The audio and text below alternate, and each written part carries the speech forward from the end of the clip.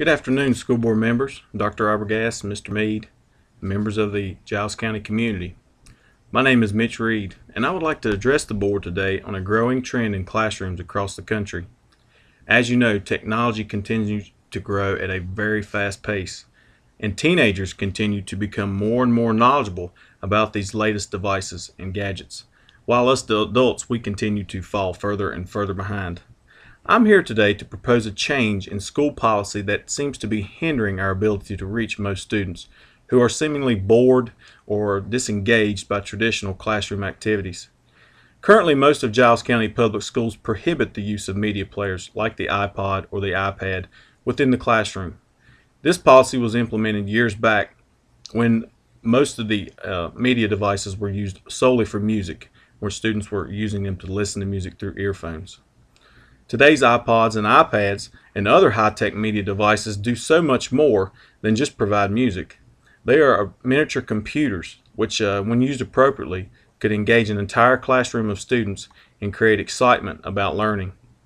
Recent statistics show that currently 1/3 of all teenagers own an iPhone, another 1/3 owns an iPad, and about 30% own an iPod.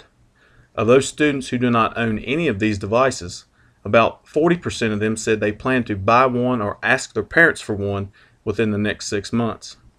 So what does this mean to the board? Well, as you know, many school districts have jumped on this bandwagon and have already purchased iPads, iPods for their schools at a huge cost. They understand that this is an incredible tool that can be used within the classroom. But I'm not here to ask the board to fund the purchase of these devices.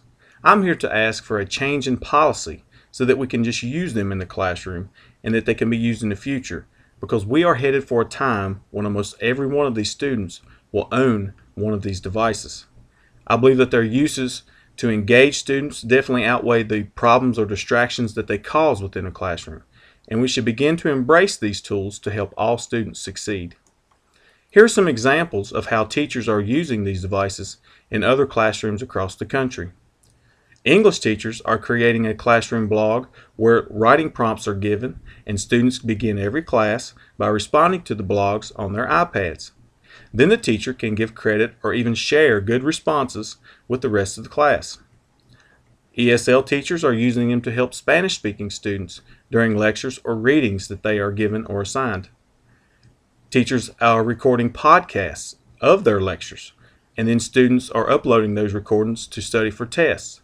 This is very valuable for those students who have been absent or have missed a few days from being ill, and then they can view the lecture on their phone or their iPad or their iPod.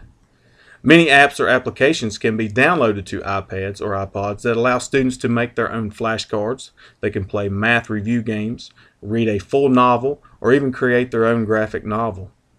Social studies teachers are videoing their own virtual tours of historical sites, and then students can view them on their device. Science teachers are using astronomy apps so students can get incredible visuals of planets and galaxies throughout the universe. Special education teachers have a tool now that could revolutionize and simplify IEPs. This can be used in so many ways. They have the reading of tests, audio supplements, visual learning. All those things can really be a great tool for special education teachers. But you know, this is just the tip of the iceberg of what we can do to enhance student learning and engage all of our students through the use of these types of devices. I hope that soon we will be able to come in here to the board and present with students how these are being used within the classrooms, and just how a simple change in our policy could expand the possibility for these students in Giles County. I want to thank you for your time today, and I hope to soon not only see a change in that policy, but just seeing a change in the students as well. Thank you very much.